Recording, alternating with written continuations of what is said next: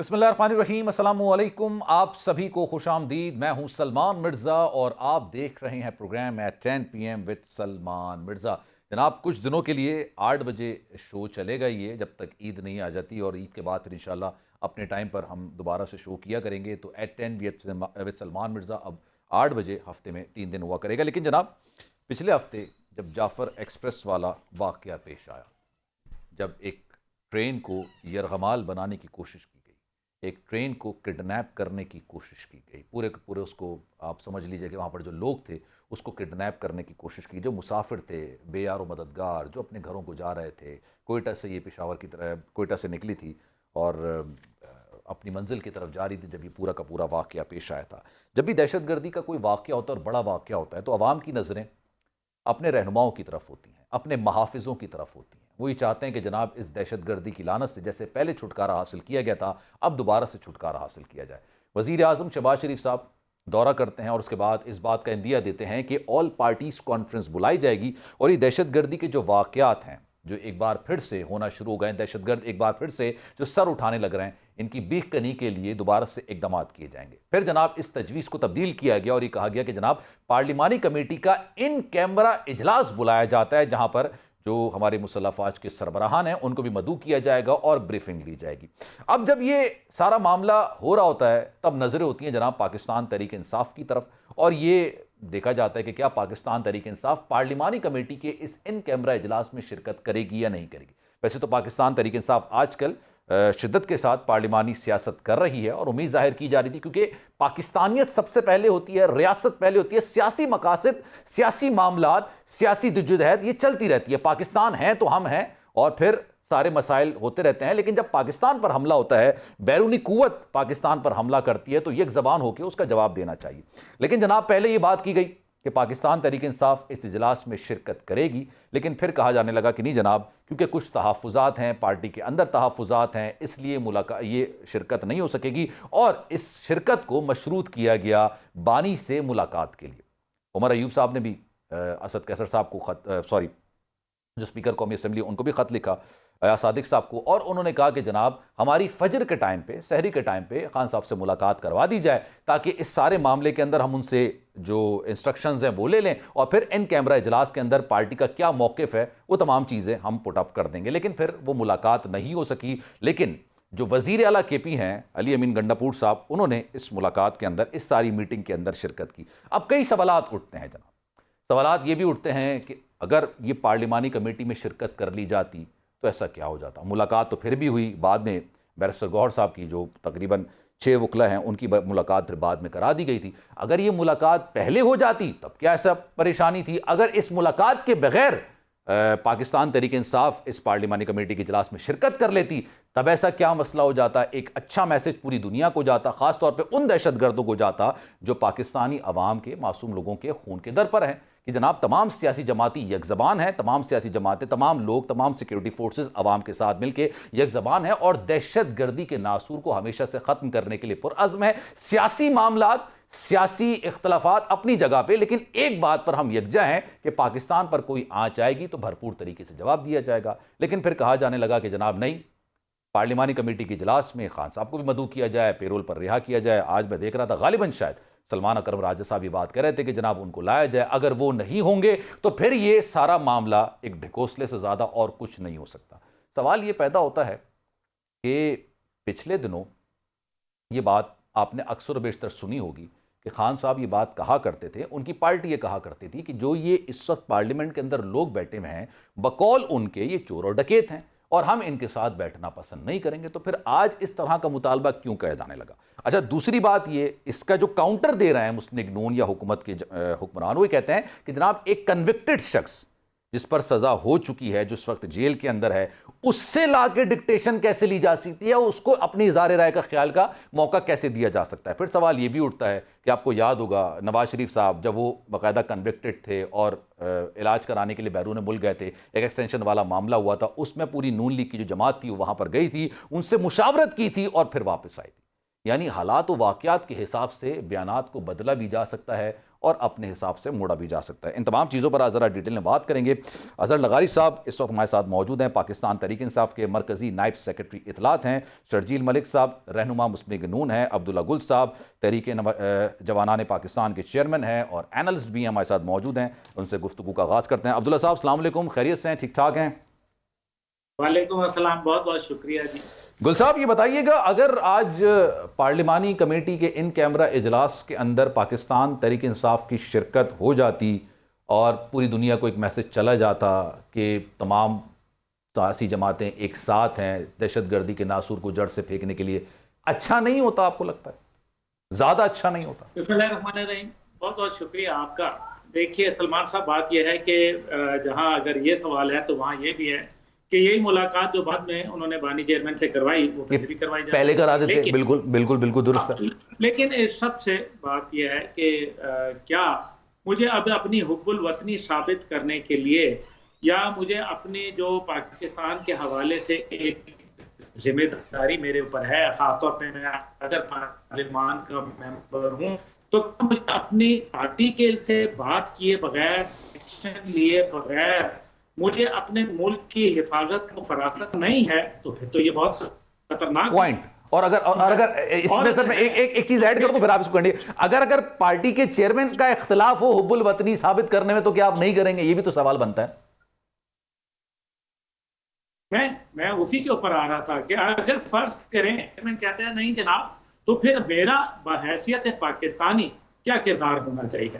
دیکھیں نا، ہم یہ کہتے ہیں کہ جی فلانا بات کے اوپر کیونکہ میرے بھائی کو نوکری نہیں لگوائی اس لیے میں نے جو ہے پارٹی وفاداری تبدیل کر لی، میں نے جو ہے وہ میرا ایس ایچ او سے کیس جو ہے وہ نہیں چھڑوایا گیا، اس وجہ سے جو ہے میں نے پارٹی کو خیر بات کہہ دیا. لیکن اگر میرے ملک کی ضرورت ہو، پہلی بات یہ ہے کہ بلوچستان یا کے پی یا دیگر جگہوں پہ اگر معصوم لوگوں کی اور ہمارے سیکیورٹی فورسز کی شہادتیں ہو رہی ہیں تو کیا یہ ہمارا ایک قومی فریضہ نہیں بنتا کہ ہم ایسے ایک وقت کے اندر قوم کے اندر ایک اتحاد کا پیغام دیں اور ہم ایک بڑا ہونے کا ثبوت دیں؟ میں نے آپ کو پہلے ہی لفظ سے شروع کیا کہ حکومت کی سب سے پہلی ذمہ داری تھی، لیکن اگر فی الوقت میں ایک بات کہتا ہوں کہ اگر لیٹ سے کہ حکومت اتنی ہی غلط ہے تو پھر حکومت نے نہیں بات کرائی تو پھر کیا اس کا مطلب ہے نیشنل سیکیورٹی کے معاملے کے اوپر میں نہیں بیٹھوں گا؟ اچھا یہ ماضی کی بھی ذرا پہلے بات کرتے ہیں. آپ کو یاد ہوگا کووڈ-19 آیا، اس میں بھی انسانیت جو تھی اس کے ساتھ جو ہے وہ بہت تکلیف دہ مراحل سے گزر رہی تھی، لیکن کیا اس وقت کی حکومت جو کہ پی ٹی آئی کی حکومت تھی اس نے کوئی آل پارٹی اجلاس بلایا؟ ماں سوائے ایک ورچوئل اجلاس جو کہ جنرل باجوہ کے کہنے کے اوپر بڑی مشکل سے لیت و لال کے کام لیتے ہوئے وہ بلوایا گیا اور اس کے اندر اپنی بات کی اور چلتے بنے، اور اس میں موجودہ وزیر اعظم شہباز شریف صاحب بھی موجود تھے اور اپنی بات کہہ کے دوسرے کی سنے بغیر ان کی تذلیل کرتے ہوئے چلے گئے. یہ کیا صحیح تھا؟ کشمیر ہوتا ہے، کشمیر کے اوپر اتنا بڑا واقعہ ہوتا ہے، اس کے اندر کوئی آل پارٹی کانفرنس کوئی آپس میں بیٹھ کے بات نہیں کی جاتی. پھر اس کے بعد ٹڈی دل کا حملہ ہوتا ہے، معاشی زبوحالی ہوتی ہے، افغانستان کے اندر امریکی فوجیں کا انخلا ہوتا ہے، لیکن ہم نہیں بیٹھتے. تو یہ روش کوئی نئی نہیں ہے، اس سے کوئی آپ کو اچھمبے کی بات. اس میں فلسطین کا بھی میں کہہ رہا ہوں ایڈ کر لیں تھوڑا سا نا، کیونکہ ابھی فلسطین کے حوالے سے بھی بنائی جی فلسطین کے اوپر جو ایک اتنا بڑا واقعہ ہوا، لیکن اب چلے وہ سب کو ہو گیا. اب مسئلہ یہاں یہ ہے کہ یہ ایک قومی سلامتی کا معاملہ ہے جس میں خاص طور پہ پی ٹی آئی کی جہاں حکومت خیبر پختونخوا وہاں ایک سیکیورٹی کا بہت بڑا کنسرن ہے اور آئے دن پولیس اور جو افواج ہے وہ شہادتیں لے رہی ہے. لیکن اس پہ کیا وہاں ان کا بیٹھنا ضروری نہیں تھا؟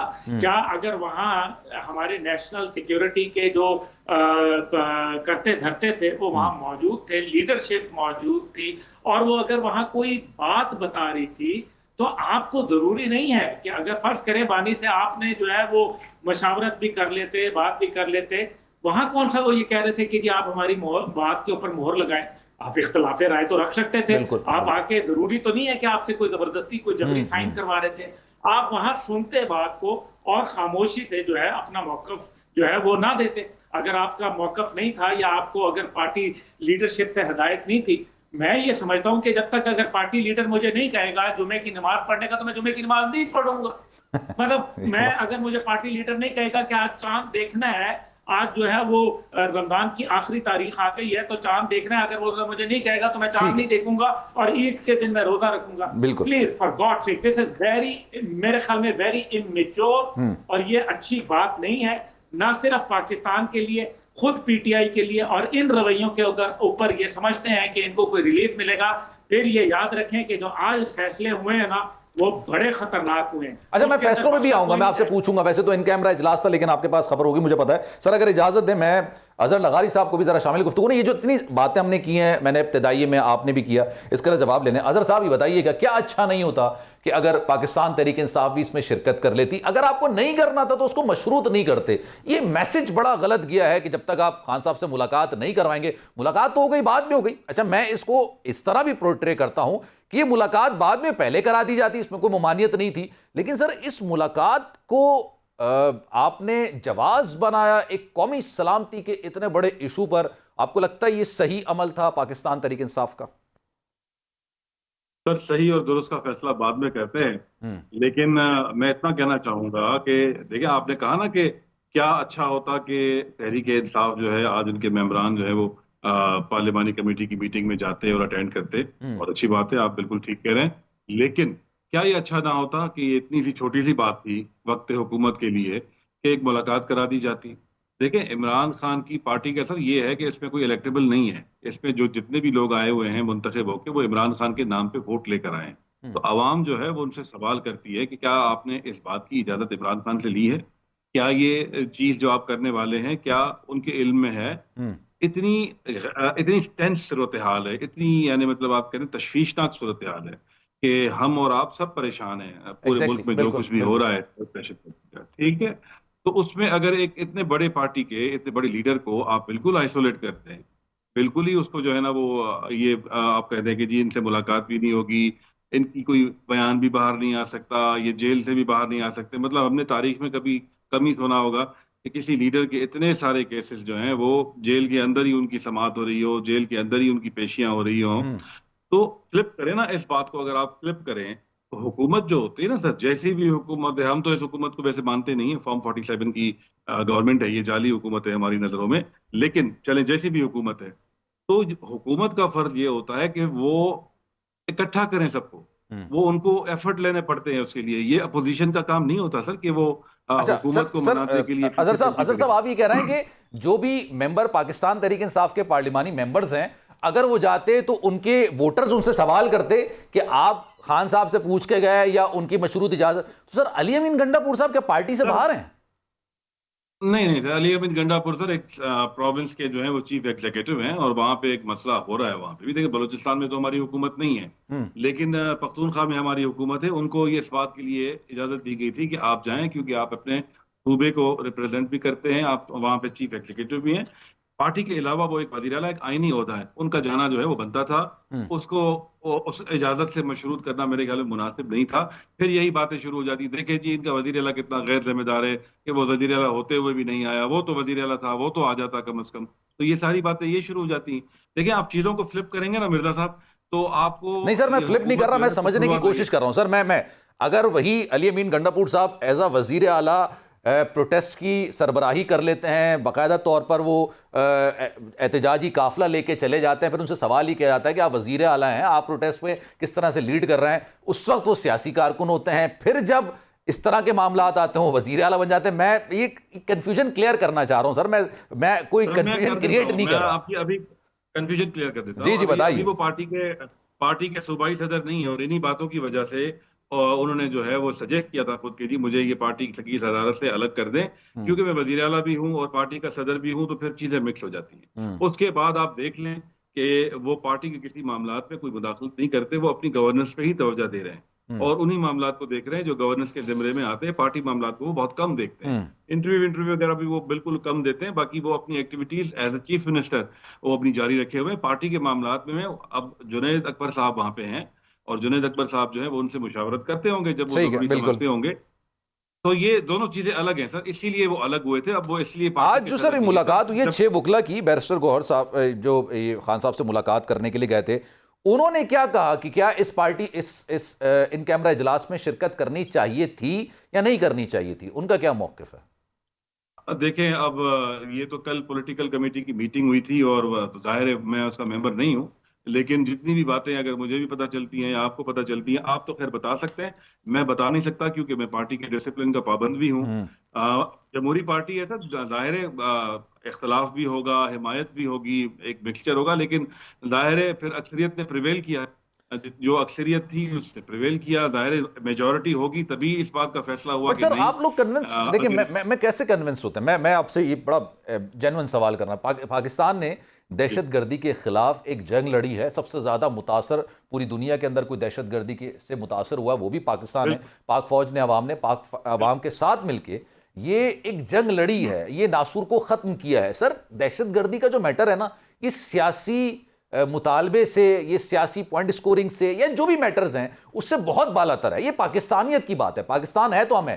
سر اس میں تو کوئی سیاسی گفتگو ہونی نہیں چاہیے تھی، اس میں دہشت گردی کے خلاف کیا کیا اقدامات ہونے چاہیے تھے، اس میں آپ نے اپنے پوائنٹس رکھنے چاہیے تھے۔ سر اس میں کیا مشکل تھا؟